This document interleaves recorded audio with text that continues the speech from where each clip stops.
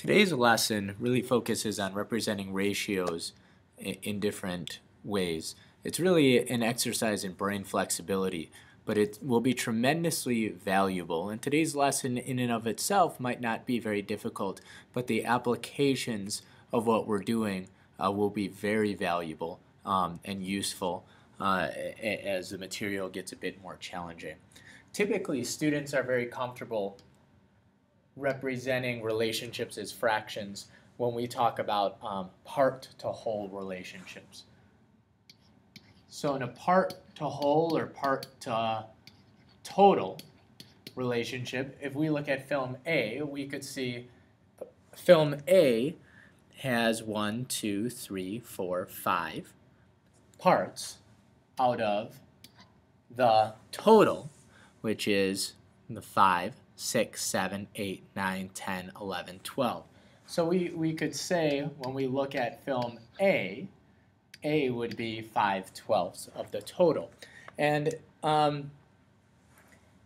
that's pretty comfortable and it looks normal to us, but we're going to be looking at these relationships in more of a part-to-part fashion like we do when we talk about ratio. So if we look at it as a ratio over here of film A to film B, we would say it is in a 5:7 ratio.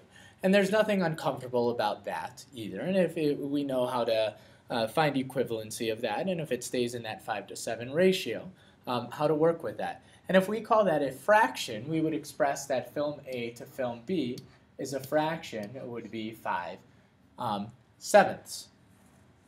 That's also very comfortable. I'm going to skip this category for right now because it's not necessary for our purposes. It will be when we talk about film B to film A. But now I want to move to that 5/7 and think about expressing that as a decimal. How do we express that relationship of 5/7 as a decimal when we look at film A to film B? What is that relationship? And to express something as a decimal, what we're really doing is we're looking at this sign and thinking, hey, that means divide. It's 5/7. Or we can think about it being a ratio with a denominator of 1. When we talk about decimals, what we're doing is we're getting rid of that fraction form. So we're getting rid of the denominator is what we're doing. So we're saying essentially at a unit rate when B is out of 1 total, because decimals are out of 1 just like any other number, what would part A to part B be when we're talking about out of 1? So what we need to do is think divide by 7 and do 5 divided by 7. And that's not a nice division problem to do. We do 5 divided by 7. 7 goes into 5 0 times. So we add a decimal, and we would call this 50.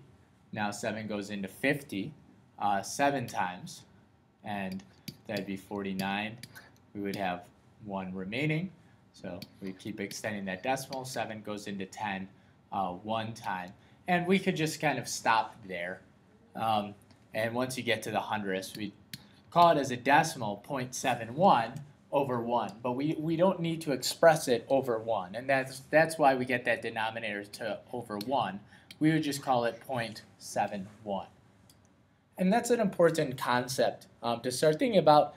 A 5/7 ratio would be a 0.71 to 1 ratio. And that's what decimal is. It's getting it to 1.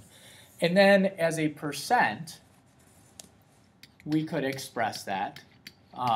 We could go a couple ways. We could look at our original ratio of 5/7 and think percent means per 100. So at that unit rate, or we could think about it as a ratio as well, at that unit rate, how many A's would there be per 100 of B's? What A is what percent of B? And you could think about that, okay, to go from 7 to 100, that doesn't multiply nicely either. We would have to do a little more division, and this time we're thinking 7 goes into 100. How many times 7 goes into 10 one time, and we have 3 remaining. 7 goes into 30 4 times, and we have I want you to notice something else as well. We have 2 remaining because that's 28.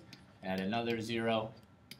So it's 14.2, and then we have 6. 7 goes into 60 8 times. So it's essentially times 14.28.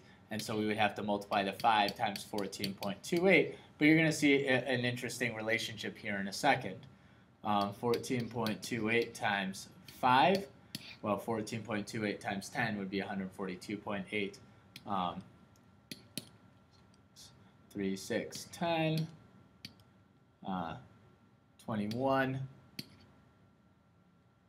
So it'd be about 71.00. Well, isn't that interesting when we find out this would be about 71.0?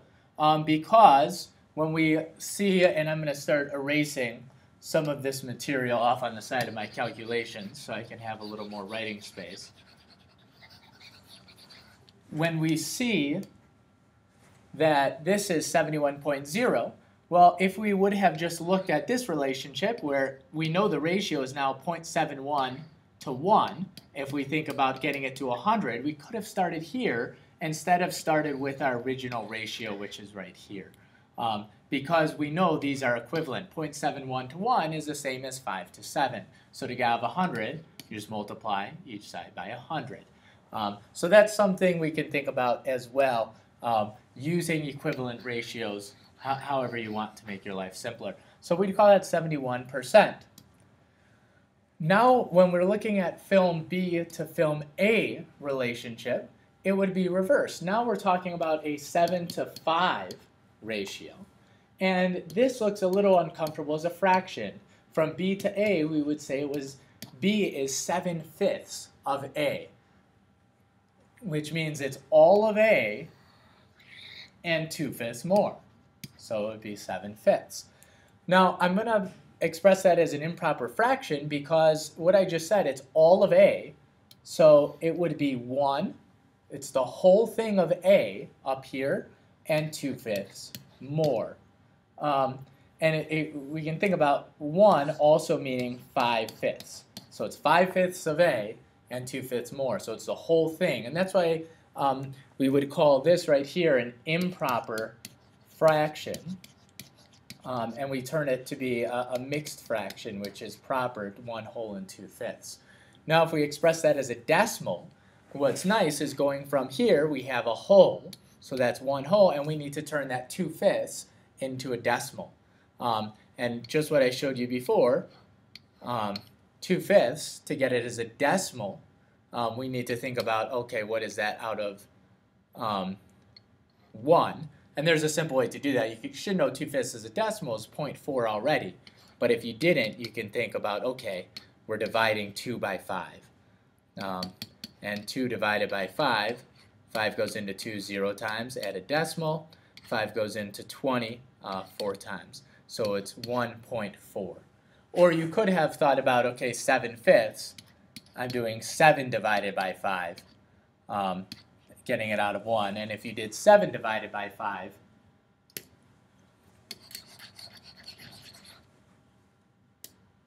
if you did 7 divided by 5 over here, 5 goes into 7 1 time, add a decimal, and do the subtraction. And now you'd have the same thing. That's 20, 1.4. So you can think about this now as a decimal. We have 1.4. That would have like a pretend denominator of 1 because we don't need to express it. Now we want to get that as a percentage. So you could think 1.4 out of 1 equals what out of 100? We need to multiply by 100. So it would be 140%. Or you could have gone the other way and think we started with our original ratio of 7/5, or 7 to 5. To get that out of 100%, we're multiplying by 20. And that would be 140 to 100. And once we have the denominator out of 100, we can now call this a percent.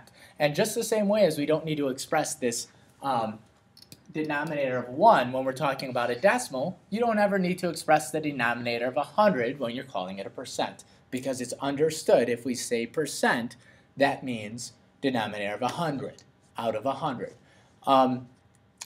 Which is uncomfortable for some people to look at a ratio and think, okay, from B to A, B is 1.4A of A, or B is 140% of A. But let's think about what that means. B is 140% of A. Well, 100% of A would be these 5 parts, and you can see it visually, and it's a little bit more. And each of these is a fifth. It's 2/5 more. So it's over 100%. And this brain flexibility, if you can start thinking about numbers in ratio, fractions, decimals, and percent, you will have a huge advantage in problem solving and just understanding real-world math around you. So hopefully you picked up on some of those strategies. If not, you can continue to watch the video as you work.